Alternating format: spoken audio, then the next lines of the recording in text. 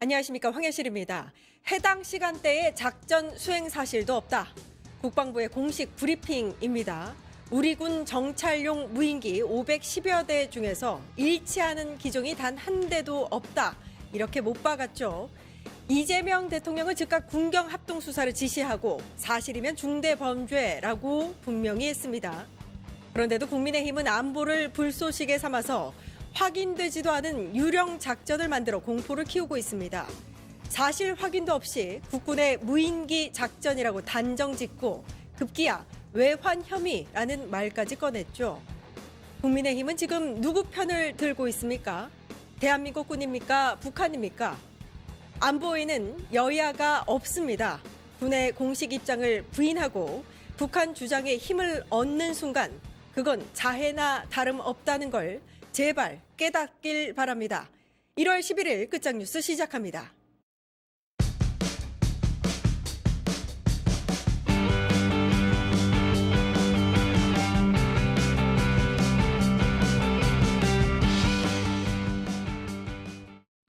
류혁의 내부 보고서 류혁 전 법무부 감찰관님 나와 계십니다. 안녕하세요. 네, 안녕하십니까? 예, 감찰관님 또 기다렸습니다.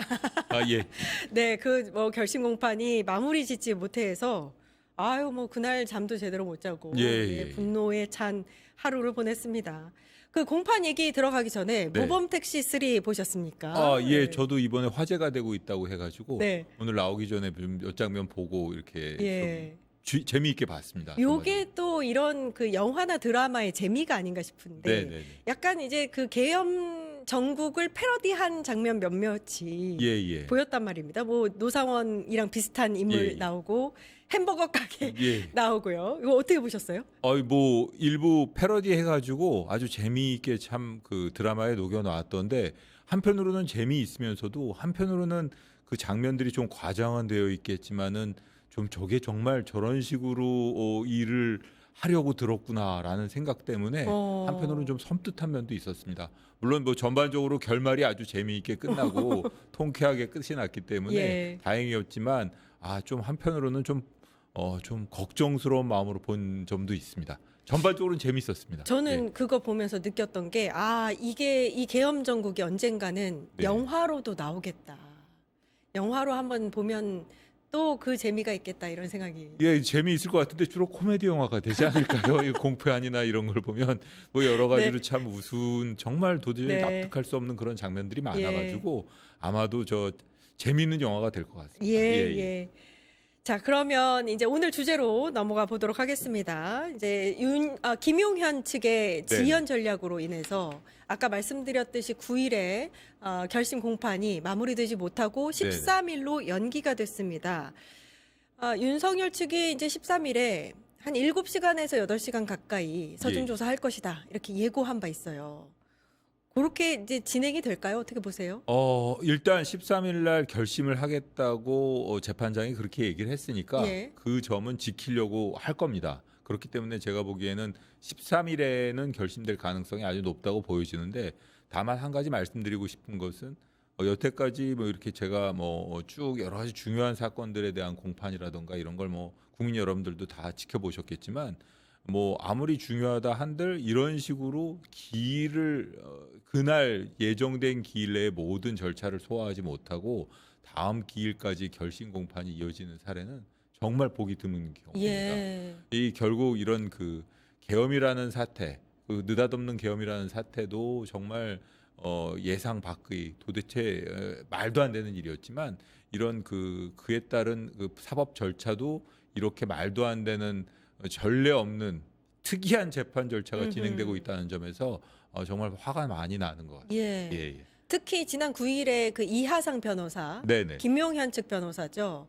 비상식이 하늘을 찔렀습니다. 근데 동기라 그러시지 않으셨어요? 그 임관은 같이 했고요. 예. 23기입니다. 윤석열 씨와 사법연수원 동기고 저는 26기니까 저보다는 3년 선배입니다. 나이는 저보다 재수 87학번이라 가지고 나이는 저보다 한 살 많습니다. 그날의 그 행태, 그날뿐만이 아니긴 했지만 예. 마지막이라고 더 심했던 것 같습니다. 어떻게 보셨어요?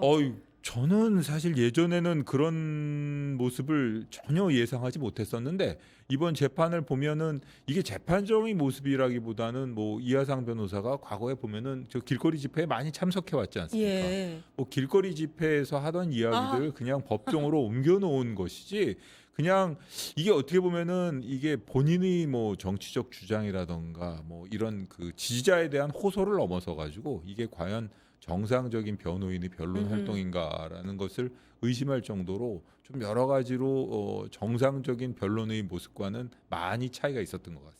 대한변협에서 네. 저런 식으로 변호인이 지연 전략을 펼치고 말도 안 되는 궤변 늘어놓고 이런 모습들을 보면서 그 저 변호인 그대로 두는 게 맞습니까? 지금 뭐 징계 청구가 그렇죠. 돼가지고 예. 징계 절차 뭐 아마 앞으로 진행될 것으로 알고 있는데 사실은 이거는 전반적인 그 법조인에 대한 신뢰라던가 이런 차원에서라도 그리고 사실 지난번에 유튜브에 나와가지고 그 재판부라던가 여러 그뭐 특검이라던가 이런 인신 공격을 했지 않습니까? 그거는 그 변호인 변호사로서의 품위 손상에 해당하기 때문에 그 부분에 대해서는 아마 변협 차원에서도 어떤 식으로든 결론을 낼 것으로 보입니다. 예. 그리고 그 쥐기현 재판장 말입니다. 네네.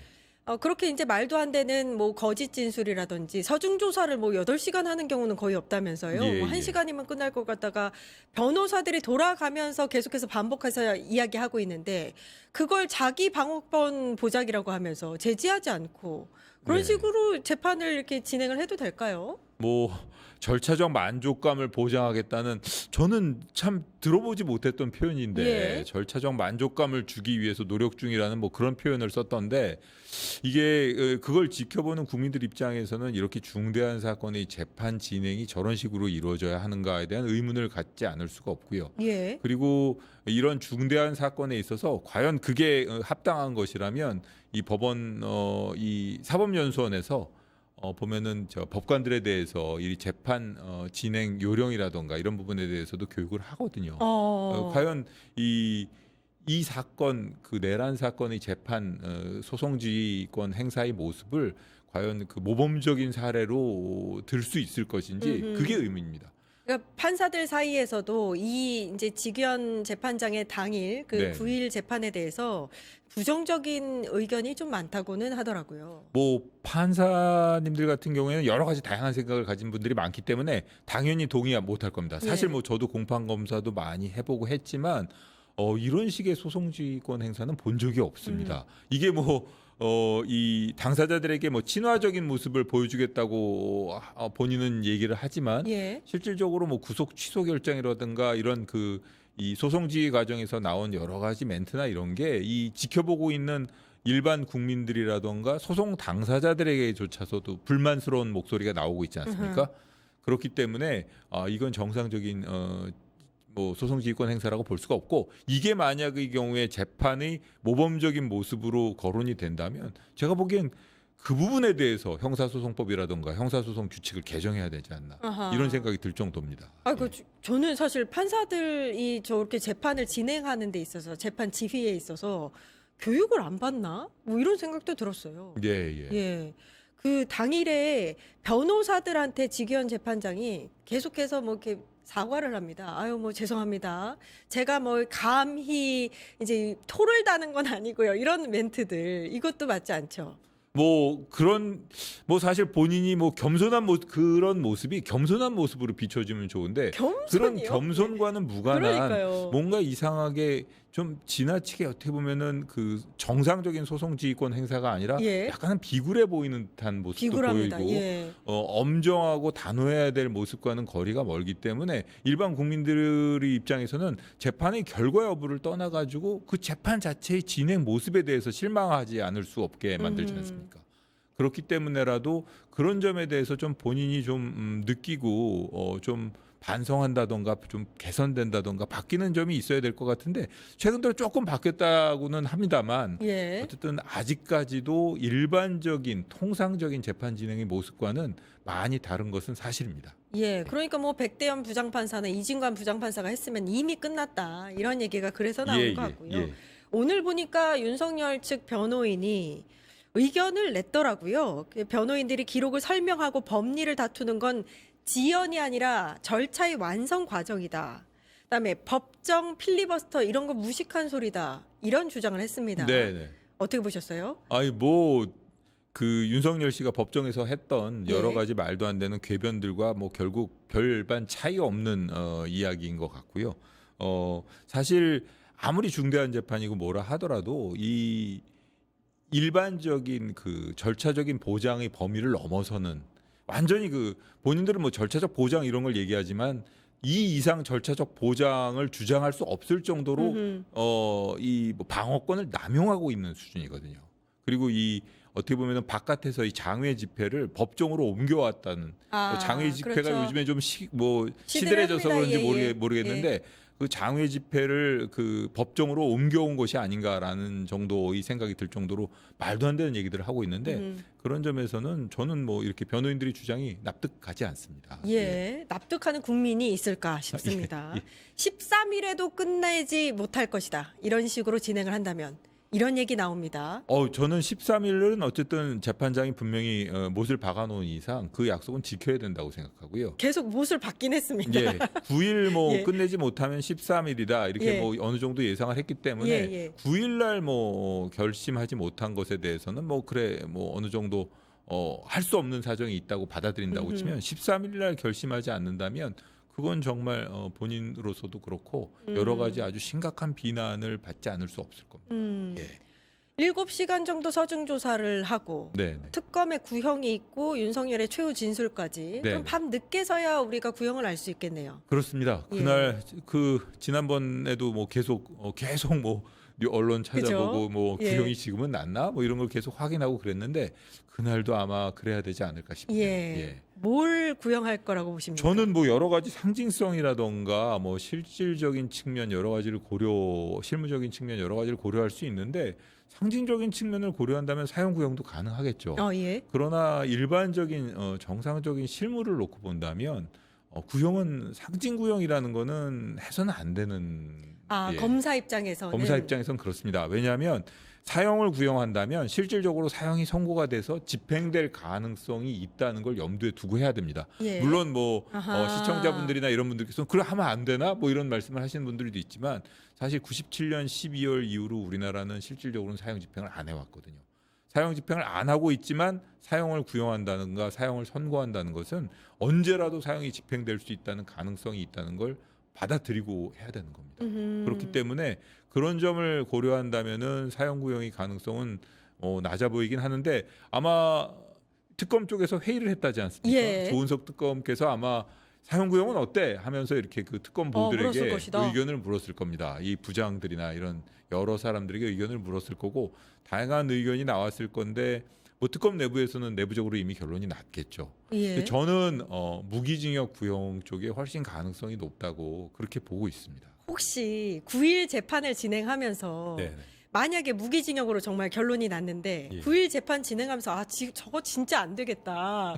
사형으로 바꾸자 예. 했을 가능성은 없나요? 아이고 뭐 다 지켜본 국민들이 일반적인 그 감정이라던가 이 뭐 여러 가지 감정적인 측면만을 고려한다면 예. 그런 생각하시는 분들 많았겠죠. 사실은 그 법정에서의 그 윤석열 씨나 윤석열 씨 변호인들의 그 진술 태도라든가 변론 모습을 보고 화가 많이 나신 분들 많을 거거든요. 여론이 안 좋아졌어요. 사실 감정적으로 예. 뭐 그런 생각이 들겠지만 예. 어찌 되었든 간에 법치국가에서는 여러 가지 법률이라던가 이런 그 뭐 여러 가지 뭐죠? 제가 갑자기 기억이 안 나는데 네. 뭐 이렇게 그 위화 가능성이라던가 아하. 혹은 뭐 예방적 측면이라던가 이런 걸 고려를 해야 되는데 그런 걸 고려해봤을 때 제가 보기에는 가석방 불가능한 무기징역이라면 충분히 가능하지 않을까 하는 생각이 듭니다. 아하, 예. 무기징역으로. 예. 사실 그 가석방이라는 측면은 저는 이런 그 내란 사태 그리고 이렇게 심각한 여러 가지 복합적인 범죄, 다양한 범죄를 저지르지 않았습니까? 예. 이런 사태에 있어서만큼은 앞으로도 국민 통합이라는 이름으로 가끔가다 보면 어떻게 보면 사명권이 남용되거나 그러는 가능성이 있는데 최소한 윤석열 씨 본인이라든가 주요 가담자들에 대해서는 가석방이라든가 특사라든가 이런 없어야 말이 됩니다. 안 나왔으면 좋겠어요. 예, 사면은 절대 없어야 된다. 네네. 예, 많은 분들이 그렇게 생각하실 거예요. 근데 이런 얘기는 있습니다. 이제 사형이 구형돼야 무기징역 결론이 날 가능성이 높아지고 이게 1심이지 않습니까? 네네. 최종심까지 가는 데 있어서 이 형량이 무기징역으로 날 가능성이 높으니까 검찰의 구형은 사형이어야 한다. 이런 논리도 있어요. 그걸 이제 속된 말로 검찰에서는 뻥튀기 구형이라고 합니다. 뻥튀기 구형. 뻥튀기 구형이라고 예, 하는군요. 뻥튀기 구형이라고 합니다. 그러니까 예. 뻥튀기 실질적인 선고 형량이 원하는 것보다 3배 이상을 구형해 가지고 그 원하는 바를 받아내기 위한 예. 구형을 뻥튀기 구형이라고 하는데, 사실은 한 10여 년 전부터 구형의 실질화라든가 이런 여러 가지 측면을 고려해서 구형하라는 지침이 내려왔고요. 그렇기 때문에 구형량과 그 선고형량의 차이가 뭐 2분의 1 이하로 줄어들기도 했습니다. 예. 50% 이내로. 그다음에 또 하나 말씀드리고 싶은 것은, 이런 사건의 경우에는 지금 윤석열 씨 같은 경우에 앞으로도 추가되는 재판들이 엄청나게 많거든요. 그렇기 때문에 1심에서 지금 뭐 앞으로 1월 16일 날 처음에 그 체포방해 사건의 선고부터 예정이 되어 있습니다만, 무기징역 구형된다고 하고 뭐 설령 상당히 중형이 선고되더라도 예. 여러 가지 추가형이 병합되는 과정에서 형이 올라가면 올라가지 그 깎일 가능성은 많지 않다고 보시는 게 맞습니다. 깎일 가능성은 없다. 예, 별로 없습니다. 그 최소한 주된 사건에서의 형량은 유지될 가능성이 높고, 거기에 여러 가지 부가형들 뭐 계속 추가될 오히려, 가능성이 아하. 많습니다. 예. 일각이라 하면 그러니까 윤석열 측의 서정욱 변호사라는 네네네. 분이 특검이 겁먹어서 사형 구형을 못할 것이다. 그다음에 사형을 구형해도 윤석열의 그자지 나쁘지 않다. 뭐 이런 발언을 했는데 무슨 의미로 했다고 생각하세요? 뭐 당연히 뭐 본인이 예측을 합리화하기 위한 근거로서 그렇게 주장하신 것 같은데, 예. 사실 그 조은석 특검이나 뭐 거기 특검보들이 면면을 보면 사형 구형에 겁먹을 사람들은 아닙니다. 예, 그렇기 때문에 뭐 겁먹어서 사형 구형을 못한다. 그리고 사형 구형을 했을 때의 여러 가지 부작용이라든가 뭐 국민적인 여론, 뭐 세계적인 여론이라든가 이런 걸 고려해서 뭐 구형을 못한다는 그 서정욱 변호사의 말은 받아들이기 어렵고요. 사형 구형을 안 하고 무기징역을 구형하게 된다면, 아니면 사형 구형을 하게 된들 어떤 구형 이유에 대해서는 특검 측에서도 충분히 아마 장시간에 걸쳐서 설명을 할 겁니다. 뭐 무기징역을 구형한다고 치면 사형 구형도 검토를 했다라는 말도 아마 들어갈 것 같고요. 예. 사형 구형을 염두에 두었지만 왜 사형 구형을 하지 않게 되었는지, 그리고 예. 무기징역을 구형하게 된 이유가 무엇인지, 그리고 무기구형이라는 것이 실질적인 구형이라는 점, 이게 단순히 뭐 징역을 뭐 30년 이상, 40년 이상 이렇게 받아내기 위한 것이 아니라 이 사람을 사회로부터 영원히 격리시키고 민주적 기본 질서를 침해하는 행위를 저질렀고 이런 민주사회에서 영구히 격리시켜야 될 사람이라는 뭐 이런 표현을 써가면서 충분히 아마 무기구형의 이유, 그것이 실질적인 구형이라는 이유를 충분히 밝히지 않을까, 이런 생각이 듭니다. 예. 윤석열이 이제 앞으로 받아야 되는 재판들이 한 예. 8개 정도 됩니다. 그중에서 이번 주에 윤석열 김건희 재판이 굉장히 몰려 있는데 네. 일반 이적 혐의도 있습니다. 네네. 요거 어떤 점을 좀 중점적으로 봐야 될까요? 일반 이적 혐의 같은 경우에는 기본적으로 뭐 이 무인기 자원을 이용해 가지고 예. 이 전쟁이 일어나면은 국민들이 그 생명 신체에 엄청난 뭐 재산적 피해는 물론이거냐 사회적인 혼란, 국가적인 혼란 이런 게 엄청나지 않습니까?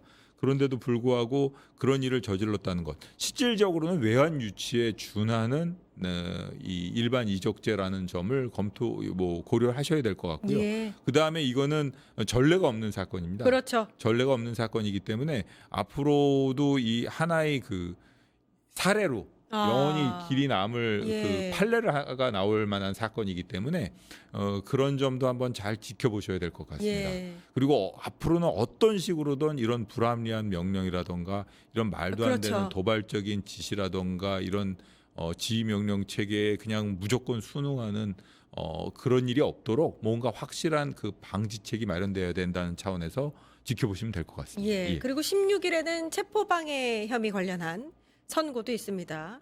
요거 이제 10년을 구형을 했었는데 네네. 몇 년 정도 나올 거라고 예상을 하세요? 저는 뭐 7년 이상은 당연히 나오지 않을까 싶고요. 그날 좀 지켜봐야 될 것은 그날 재판을 지연시키기 위해서 뭐 여러 가지 방법을 쓰지 않았습니까? 예. 그날 출석하지 않을 가능성도 있습니다. 16일에 출석하지 않을 가능성도 있다. 그렇습니다. 왜냐하면 13일에 내란 관련 선고가 구형이 나올 거란 말입니다. 네네. 그 충격이 가시지도 않은데 체포방해 혐의 네, 첫 네. 선고가 나오는 건데. 그날 선고를 어떤 식으로든 뭐 미루기 위해서 피고인이 출석하지 않으면 다시 선고기를 한 번 정도는 잡기 때문에 미루기 위해서 그날 출석하지 않을 가능성도 염두에 두어야 될 것 같습니다. 근데 지금 이제 구속 기간은 일단 이미 이제 연장이 되지 않았습니까? 네네. 그러면은 이걸 지연시켜야 될 이유가 뭐가 있을까요? 본인들이 어찌되었든 간에 그 내란과 관련된 내란에 해당하는지 여부에 대한 선고. 첫 내란 선고. 사건 이후에 후속 절차로서 이 체포방해도 판단이 내려져야 된다는 주장을 계속하지 않았습니까?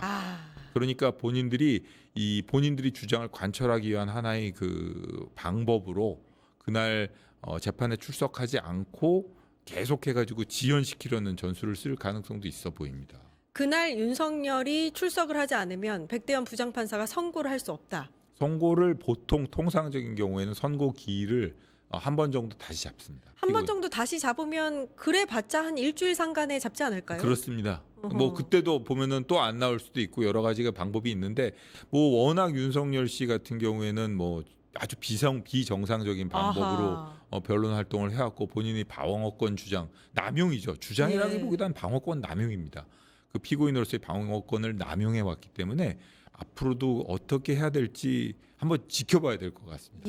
그날 나오면은 뭐 어떻게 보면은 국민 여러분들께서 처음 선고받는 모습, 내란에 대해서 판단이 내려지는 모습을 지켜보실 수 있을 것이고 안 나오면 또 한번 좀 뭐 혀를 끌끌 차는 일이 생기지 않을까 하는 생각이 듭니다. 안 나오게 되면 백대현 재판부에서 할 수 있는 그 일이 뭐가 있나요? 조치가? 기일을 다시 잡고요. 필요한 경우에는 강제 양형 인실을 하나요? 그렇지는 않습니다. 그렇진 않고. 양형 과정에서도 뭐 여러 가지 고려할 수 있지 않을까 이런 생각을 해보네요. 일단 그날 선고 이전에 양형과 관련된 합의라던가 유무죄 판단과 관련된 합의는 다 이루어졌겠지만 그렇죠. 만약에 그날 변호인 측에서 또 이렇게 그 도발적인 행동, 그 재판부를 자극하는 모습을 보인다면 뭐 그런 합의를 새로 할 수도 있지 않을까 하는 생각해 봅니다. 구형보다 더 높은 선고가 나올 수도 있네요. 나오세요 그냥. 네네. 요 얘기도 마지막으로 좀 해보겠습니다. 총리실 산하의 검찰개혁 추진단 자문위가 검찰의 보안 수사권 이게 필요하다는 쪽으로 의견이 모아지고 있다. 이런 보도가 계속해서 나오고 있습니다. 요거 하나하나에 대해서 좀 투표도 하겠다 이런 얘기도 나오고 있는데 어떻게 예상을 하세요? 보안 수사권은 지난번 그 윤석열 씨가 대통령으로 있는 동안 검찰에서 이 보안 수사권을 빌미로 삼아가지고 모든 사건에 대해서 어떻게 보면 직접 수사를 막 무한정 확정해 왔거든요. 그런 그 무한정한 확장 때문에 걱정하시는 분들이 많은 걸로 알고 있습니다. 근데 일반적인 사건에 있어서 경찰에서 송치된 사건을 그 증거 가치를 하나하나 음미해 보는 차원에서의 보안 수사권도 허용하지 않는다면 결국은 검사는 경찰이 불송치 의견으로 송치하지 않은 부분에 대해서는 불기소하는 수밖에 없는 것이고 그 송치한 사건에 대해서는 경찰에서 가져온 증거대로라면 특별한 사정이 없으면 기소하는 수밖에 없기 때문에 어떤 면에서는 이게 좀 걱정되는 면이 많습니다. 어떻게 보면은 좀 극단적으로 본다면은 경찰이 기소 여부를 결정하는 수준에 달한다고도 볼 수 있어요. 왜냐하면 경찰에서 기소 의견으로 보낸 것은 검사가 어떻게 보면 이게 증거 가치가 있는지 하나하나를 확인해 볼 방법이 없지 않습니까? 수사를 직접 하지 않는 이상 확인할 방법이 그렇습니다. 없으니까. 그러니까 수사라기보다는 이미 송치된 증거가 그 내용이 실질적으로 어떤 것인지 본인이 심증이나 이런 부분에 대해서 확실하게 갖지 않은 상태에서 기소해 버리는 수도 생긴다는 거죠.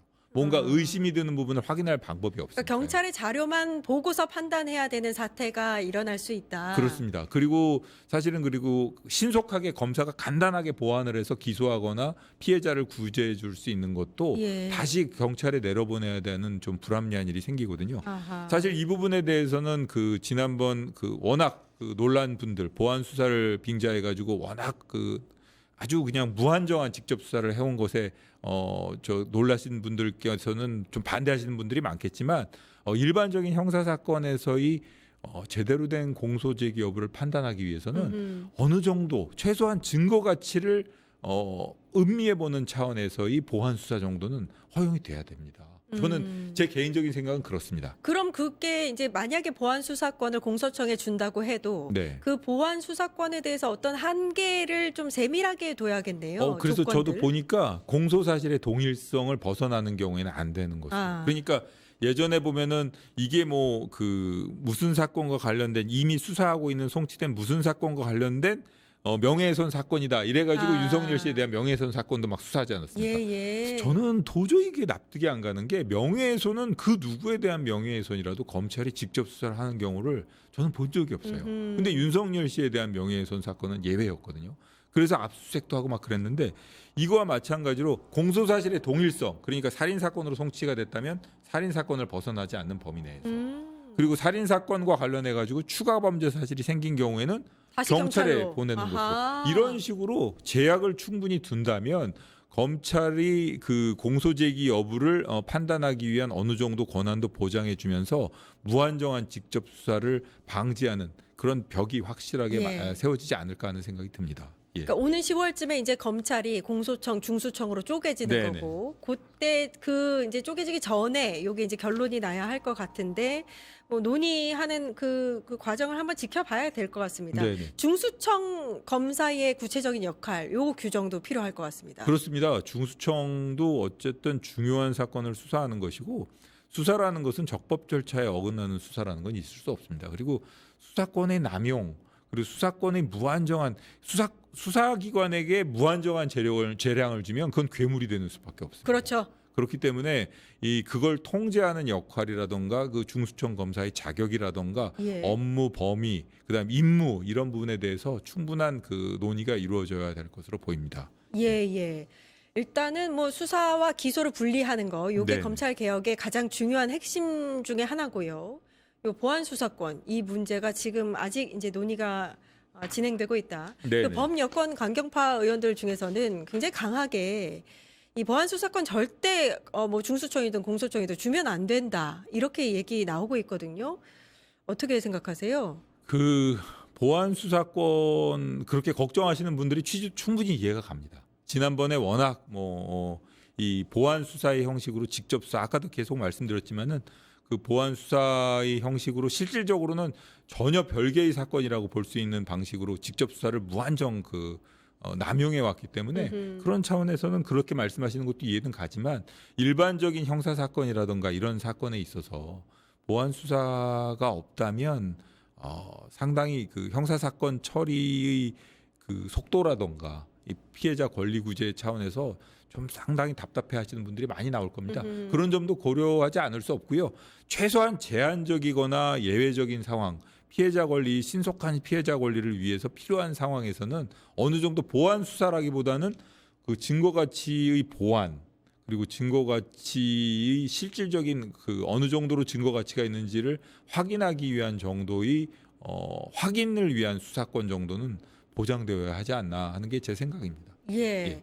일단 내일 정부가 이제 공소처법, 중수처법에 대한 입법을 예고한 상태고요. 6월에 형사소송법 개정 전에 이 보안 수사권에 대한 여러 가지 논의가 좀 진행돼서 결론이 나야 할 것 같습니다. 아까 말씀하셨듯이 보안 수사권을 주되 어느 정도의 제약은 반드시 좀 세밀하게 두는 쪽으로. 네, 그렇습니다. 그리고 사실은 그런 법 입법과 관련해서도 이 취지 왜 중수청 그다음에 공소청 검사의 권한을 이렇게 제약하게 되었는지 그런 부분에 대한 취지도 입법 취지 설명문이라든가 이런 데다가 좀 확실하게 좀 얘기를 해줬으면 좋겠습니다. 이 검찰의 수사권 남용이라든가 이런 국민적인 폐해에 대한 예. 공감 때문에 이런 법을 추진하게 되었고 검사의 임무라는 것은 기본적으로 공익의 대표자로서 적정한 소추권 행사를 위해서 노력하는 것이지 이걸 남용해서는 안 된다.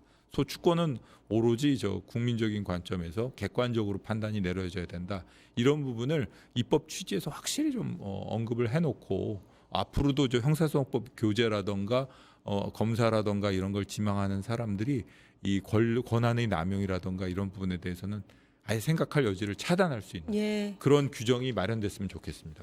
십수년에 걸쳐서 진행이 됐었던 검찰 개혁의 마무리를 짓는 어찌 보면 굉장히 중요한 시기에 놓여 있습니다. 여러분 많은 관심을 갖고 지켜보셨으면 좋겠습니다. 내부 보고서 여기까지 하겠습니다. 류혁 전 법무부 감찰관님 고생해 주셨습니다. 감사합니다. 예, 고맙습니다. 증권봉합